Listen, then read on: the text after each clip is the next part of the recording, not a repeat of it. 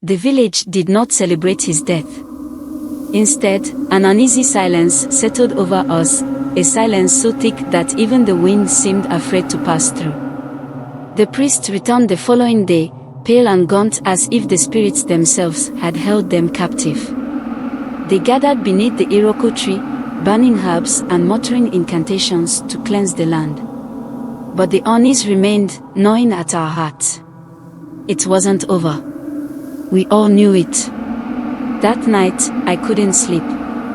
Isinsoku's glowing eyes haunted me, and I couldn't shake the memory of what I'd seen in the grove. The whispers began again, louder than ever, carrying my name on the wind. Nkem. Nkem. I tried to ignore them, pulling my mat over my head, but the voices grew insistent, overlapping like a chorus of restless spirits.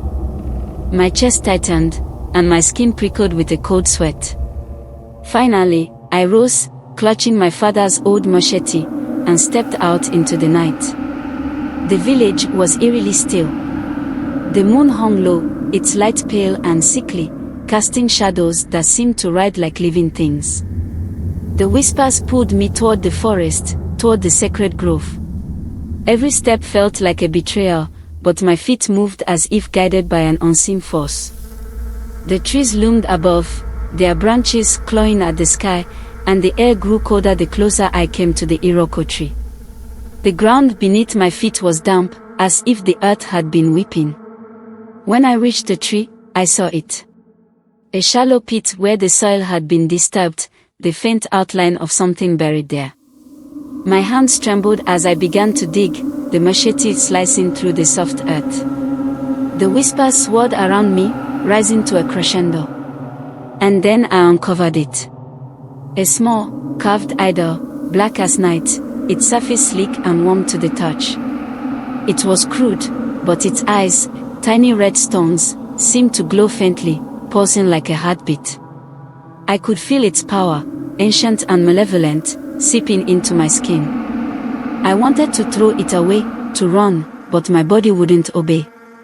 The idol seemed to speak, though its voice wasn't a sound but a presence in my mind. It promised me things, power, wealth, safety for my family. All it asked in return was loyalty. The whispers grew louder, urging me to accept. My hand tightened around the idol. No. The shout startled me, breaking the spell. I turned to see the village's oldest priest, Nneka, standing at the edge of the grove.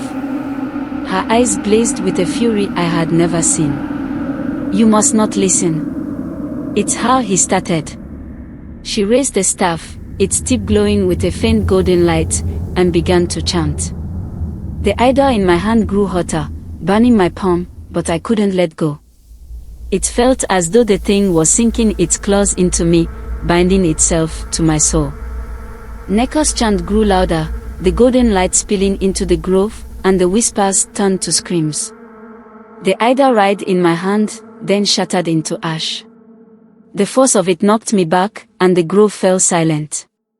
Nneka knelt beside me, placing a hand on my shoulder. "You were lucky, child. It's not over, but you've bought us time." I stared at the ashes, fear and guilt twisting in my chest. What was it? She looked toward the Iroko tree, her expression grim. A fragment of something far older than us, older than the gods we worship. Isinsoku made a pact with it, but he couldn't control it. He tried to use it, and it used him instead. "Why me?" I whispered. "Why did it call to me?" Her gaze was piercing. "Because you saw it. And now, it sees you." The days that followed were tense. The priest worked tirelessly to purify the village, but the unease lingered. Crops wilted without reason. The children continued to cry at night, claiming to see shadows where there were none. And I began to dream. Dreams of a vast, endless darkness. Of red eyes watching from the void. Of chains too heavy to bear. The thing wasn't gone. It was waiting. And somehow, I knew it wasn't finished with me. The dreams grew worse. Each night, I found myself in the void, surrounded by whispers that weren't quite words, but left their meaning etched in my mind like scars. You were chosen, Nkem. You cannot run from what you are. I would wake drenched in sweat, my throat raw from screams I didn't remember. The village began to notice. Mothers would hush their children when I walked past. Men avoided my eyes. Even the priests seemed wary, their blessings lingering just a moment too long, as if they feared I carried the taint of the thing I had uncovered. And then the marks began to appear. At first, they were faint, thin lines on my forearm that I thought were scratches from the underbrush. But they deepened each day, forming strange, spiraling patterns that glowed faintly in the dark. I tried hiding them under cloth, but the glow seeped through, casting eerie shadows on my walls. I went to Nneka, desperate for answers. She took one look at the marks and drew back, her face pale. It's binding itself to you, she said. The pact isn't broken. It's evolving. What does that mean? I demanded, my voice shaking. What does it want from me? Her gaze was distant, as though she were looking beyond me, into something only she could see. It wants a vessel. It needs flesh to manifest fully.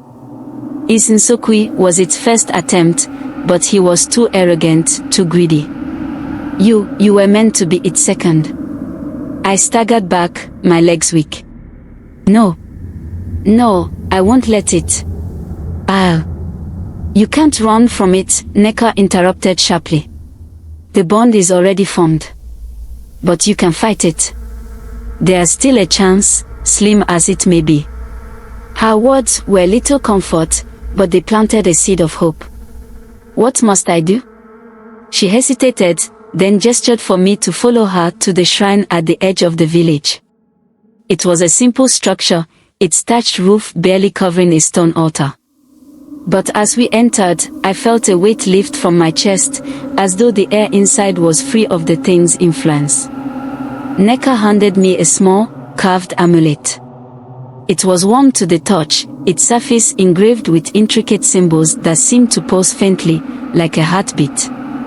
This will shield you, but only for a time. The thing will try to break through. When it does, you must come here. The shrine is the only place it cannot reach. I nodded, gripping the amulet tightly. And then what? She sighed, her expression heavy with sorrow. Then, we'll call the ancestors. If they answer, they may help sever the bond. But it will cost you. I didn't ask what the cost was. I didn't want to know. For days, I clung to the amulet, refusing to sleep, afraid of what the thing might do if I let my guard down. The marks on my arm began to write, as though alive, and the whispers in my mind grew louder, angrier. One night, as I sat by the dying embers of my fire, the whispers turned to screams. The air around me grew heavy, and a shadow pulled at my feet, rising like smoke. Red eyes blazed in the darkness, and the thing spoke, not in whispers, but in a voice that shook the walls of my heart. You cannot defy me, Nkem. You are mine. The amulet burned hot against my skin, its light flaring as the shadow lunged. I stumbled back, clutching it like a lifeline, and ran. My feet carried me through the village, past the empty huts of those who had vanished, toward the shrine. The thing pursued me, its presence a cold weight at my back. The trees seemed to twist and reach for me, their branches clawing at my skin. When I burst into the shrine, the thing stopped, held back by an invisible barrier. It howled, a sound of rage and hunger that made my bones ache. Nneka was waiting, her staff glowing with golden light. You're ready, she said. Lie on the altar. I obeyed, my heart pounding. She began to chant, her voice steady but strained, and the air inside the shrine grew thick with power. The marks on my arm burned, and the thing outside screamed louder, battering at the barrier with fury. Suddenly, the light dimmed, and the thing's voice echoed inside the shrine. You think you can stop me, old woman? You are nothing. Nneka faltered, her chant breaking. The barrier wavered, and the shadow began to seep in. "Finish it!" I shouted, my voice raw. "Do it now." She nodded, tears streaming down her face, and plunged the glowing tip of her staff into my chest. Pain erupted through me, blinding and all-consuming. I felt the thing's claws dig deeper, trying to hold on, but the light surged, tearing it away. When I woke, the marks were gone. The whispers were silent.